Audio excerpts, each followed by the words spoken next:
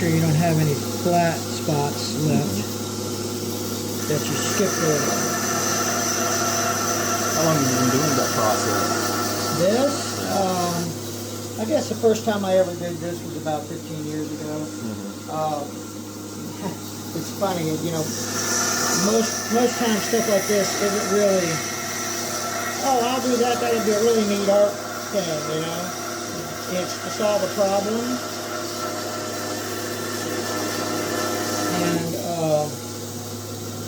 see, now this tended to favor the inside here, so I'm going to come back out and do the outside a little deeper.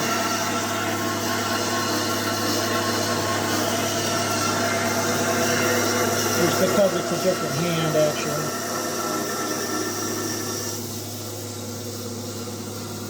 Alright, that looks about right. That looks about right. Okay, we're good.